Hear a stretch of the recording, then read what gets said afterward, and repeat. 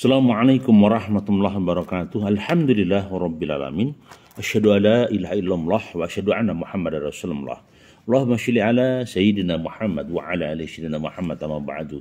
Rabbi shrah li sadri wa yassir li amri wadudatan bil lisani yafqahu qawli. Ya muhalimul qulub thabit qalbi ala dinik. Hasbunallah wa ni'mal wakil, ni'mal maula wa ni'man nasyir. Masih bersama kami Sukamto Sastro di Mejo Channel bersama Kang Toto. Selamat pagi, moga sehat senantiasa. Oke, hari ini coba kita cermati berbagai agenda. Salah satu di antara agenda hidup kita adalah fase dan ujian.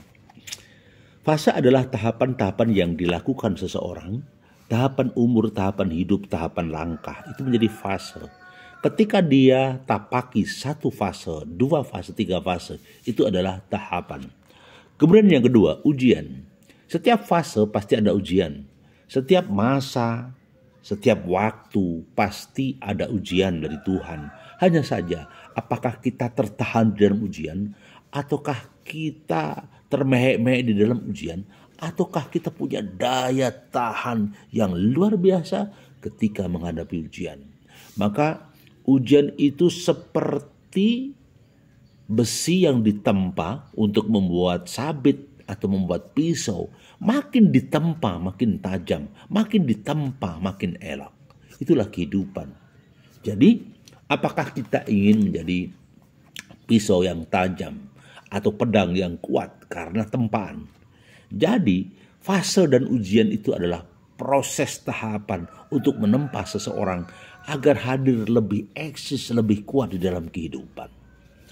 Nah, ketika kita mencermati fase dan ujian, maka ada beberapa tahapan, ada 6-7 hikmah yang kita ambil. Satu, tidak bisa diduga. Kok bisa? Ya, karena pada fase-fase tertentu di dalam kehidupan, kita kadang tidak bisa menduga kapan kesulitan itu akan datang, kapan kemudahan itu akan datang. Tetapi janjinya Allah, di balik kesulitan pasti ada kemudahan. Ya. Jadi patah tumbuh hilang berganti. Ketika mendung berganti dengan langit yang berseri. Patah tumbuh hilang berganti. Ketika hujan pasti turun dengan suasana terang yang sangat menawan. Maka kehidupan ini akan terus berganti. Akan terus melakukan dinamika kehidupan. Sehingga tidak ada yang abadi dalam hidup ini. Yang ada adalah langkah yang terus berlari. Langkah yang terus penuh pemandangan nan indah serta berseri. Langkah yang senantiasa dihiasi dengan aneka macam pelangi. Itulah kehidupan. Maka saya katakan hidup akan sejahtera manakala kita komitmen di dalam tahapan dan jiwa. Hidup akan bahagia manakala kita akan jalani dengan ketulusan keikhlasan jiwa. Hidup akan berseri-seri manakala kita bertahap demi tahap berproses dengan sepenuh hati. Ya, oke. Maka tidak bisa diduga itu kuasa Allah memang. Karena ada hukum sebab akibat. Misalnya ketika ada jenjang karir yang baik yang naik dari kita, belum tentu teman suka. Ketika kita orang kaya, kita pada tahapan proses kita kaya cukup, belum tentu tetangga suka. Maka saya katakan bukan persoalan tetangga suka atau benci, tetapi bagaimana menata hati, merubah yang suka, ya, mempertahankan yang suka untuk istiqomah. Sedangkan merubah benci, tetapi berubah menjadi cinta setengah mati. Bagaimana merubah kedengkian, tetapi menyulap menjadi keindahan. Ini yang paling sulit. Karena apa? Hidup memang tidak menentu. Maka pastikan bahwa kita bisa menguasai apapun situasi dan kondisi. Andaikan kita berlayar di tengah samudra, maka kapal kita dipersiapkan ketika harus menghadapi gelombang. Maka kapal kita harus dipersiapkan dengan bekal yang ada. Saya katakan tak bisa diduga. Maka persiapkan sebaik mungkin hidup ini dan langkah ini menuju proses masa depan yang sangat menawan. Yang kedua, kusnudon. Jadi kita akan khusnudzon pada tahapan dan fase yang ada. Karena apa? Di balik ujian ini ada rahasia Allah yang kadang kita nggak ngerti ya. Ujian Allah itu bisa menghantarkan kita kepada sukses di tahap berikutnya. Bisa juga ujian ini sebenarnya untuk mempertahankan kekuatan kita, mempertahankan metabolisme jiwa dan pikiran kita, sehingga kita akan semakin kuat dan kuat. Maka saya katakan bahwa khusnudzon dalam segala sesuatu itu membuat kita lebih bahagia daripada menderita. Berprasangka baik itu membuat kita lebih enak daripada nyun sewu berprasangka buruk yang membuat kita jadi terjerembab. Maka katakan bahwa khusnudzon itu justru membuat tahapan ini lebih aman, lebih nyaman, lebih damai, sehingga kita tidak limbung saat kita berjalan menuju masa depan. Tapi sebaliknya ketika kita suudzon, maka dipastikan langkah kita akan gonte, oleng, dan akhirnya terpeleset dan guling. Ya. Maka saya katakan bahwa kita harus cermat, bukan hanya cermat, tetapi juga harus tepat. Bukan hanya sekedar tepat, tetapi harus menuju nikmat. Sehingga proses dan tahapan itu membuat hidup ini menjadi lezat. Oke. Yang kedua, yang ketiga maksud kami. Segala sesuatu pasti ada hikmah yang baik. Tidak ada proses ini tanpa luka.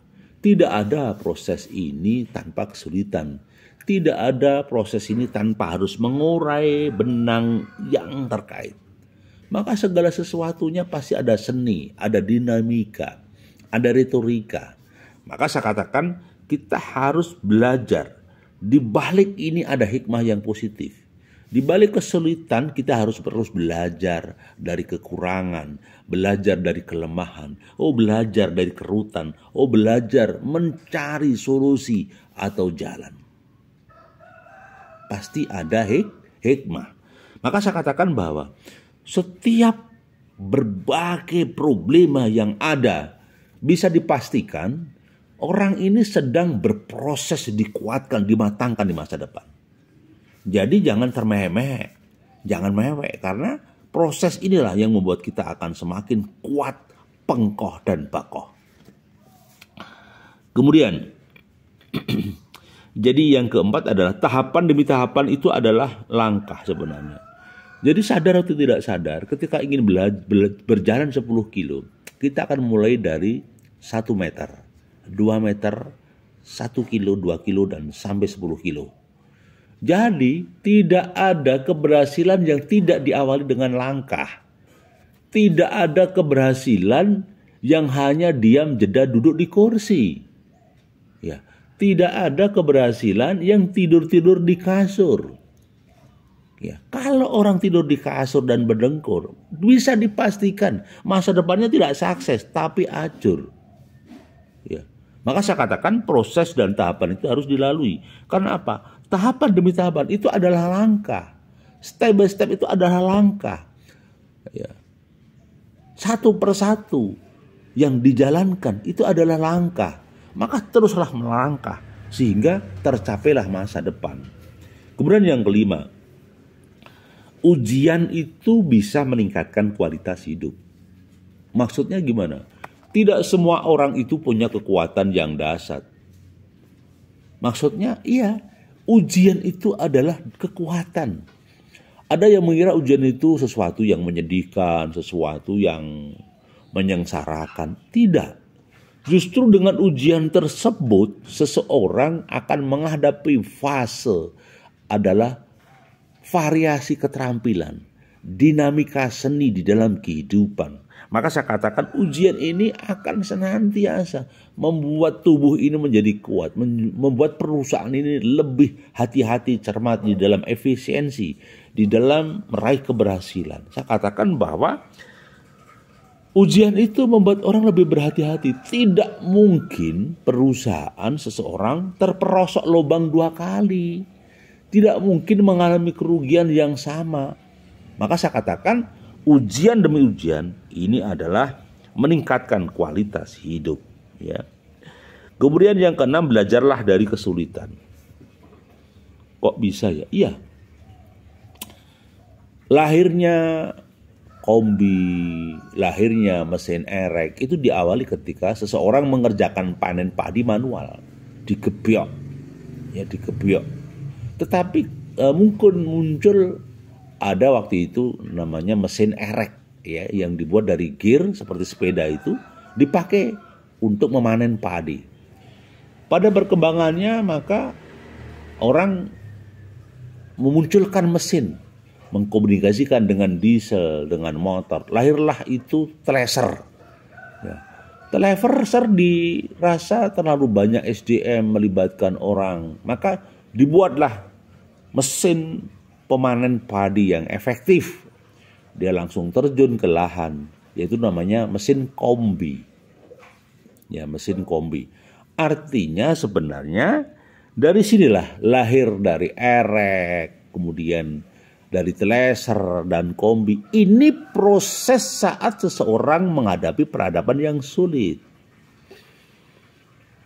Jadi di balik kesulitan ini, pikiran manusia menjadi meletek, pikiran manusia menjadi cerdas, pikiran manusia menjadi tuntas dalam penyelesaian masalah. Jadi kadang-kadang, kenapa begini ya? Ya itulah, prosesnya harus kesulitan dulu. Ketika sudah sulit nanti akan menemukan jurus-jurus yang kreatif, membuat kita jadi aktif. Ya. Oke, yang terakhir, fase orang yang sedang menyenangi atau mencintai proses. Itu sering diucapkan sih, iya. Memang proses ini kalau dibiarkan mengalir terlalu alami.